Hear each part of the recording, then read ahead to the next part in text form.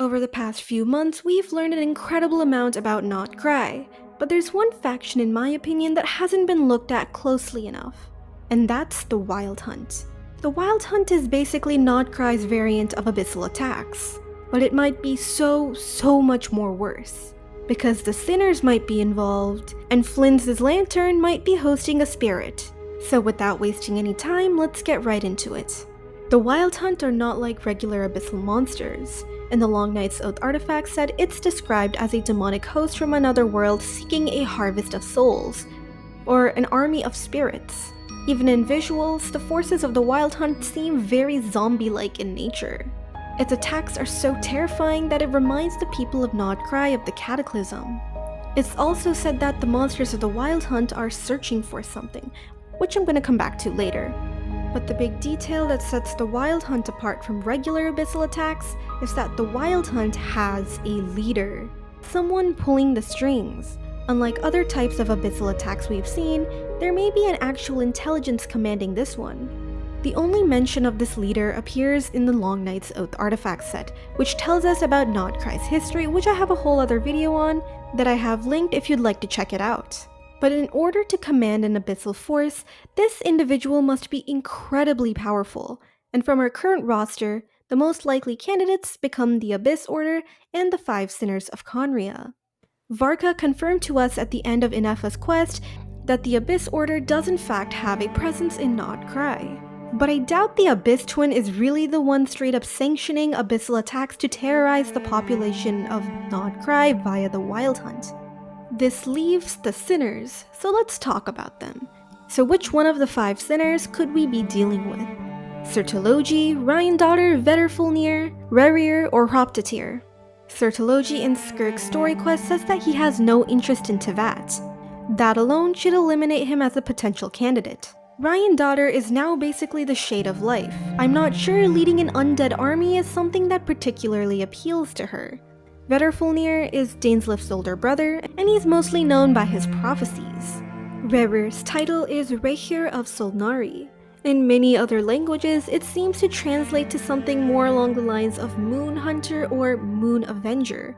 That title alone is quite on brand for someone to be in Nod-Krai. What's more interesting is that in the description of the weapon appearances, you'd learn that each sinner is associated with one of the powers controlled by the Shades in the Heavenly Principles. Sertologi has the power of space, Ryandaughtr has the power of life, Vedrfolnir with the power of time, Hroptatyr with the power of reason most likely being associated with the Heavenly Principles themselves, and finally Rerir is death.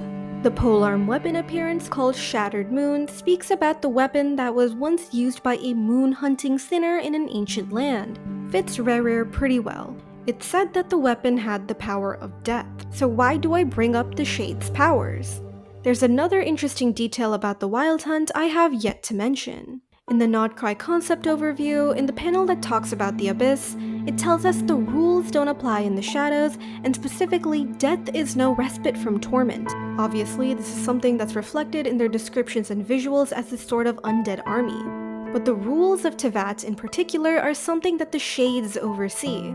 With death in particular not holding over the Wild Hunt, it seems to me that someone else, who may have a very similar power, has hijacked it, which is why Rerir might be the leader of the Wild Hunt. Even in the note Alice receives in the Song of the Welkin Moon teaser, the second word on her note is literally Solnari, part of Rerir's title.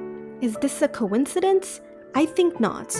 The note contains the names of what might be the 3 moons. Solnari in Rerir's title doesn't actually have a direct translation, so Solnari could be the name of the moon that he's associated with. Plus, she is the sustainer of the world's borders. It's her job to manage what goes on at the edge, and who comes and goes. And since Ryandaughtr, a sinner, is a part of the Hexenzirkel like Alice, it's also possible that Alice is acquainted with the other sinners as well. But the real question is what the Wild Hunt is after. The Long Night's Oath artifact set says that many people believe that they're hunting for souls. This aligns with what we saw in the Song of the Welkin Moon teaser when we see ghostly arms reaching out to Flins. Right now, the Wild Hunt seems to be looking for someone in particular, perhaps someone's soul. And Flynn says it's definitely not him. Then who? In the Long Night's Oath artifact set, a Lightkeeper is described to have prayed to an old god no one called upon. And as if in response to his prayers, a long dormant phantom stirred from slumber. That ghostly blue wildfire which legend spoke of would burn brightly anew on fresh fields of battle. This awakening phantom could be what the Wild Hunt is after. But this ghostly blue fire... Wait a minute.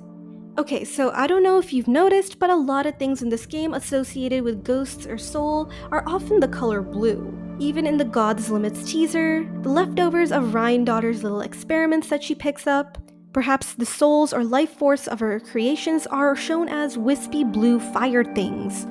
Blue fire is also seen around Flins, particularly in his lantern, and that flying thing that we see in Flins' video. So I wonder, could the blue flames in Flins' lantern be connected to a soul? Could Flins be employing the power of someone departed? And could this be the very same awakening phantom talked about in the Long Night's Oath artifact set? Of course, these are just my early thoughts on Flins, based on the little information we have right now. So let me know your thoughts and theories in the comments and consider subscribing if you enjoyed. Thank you for watching.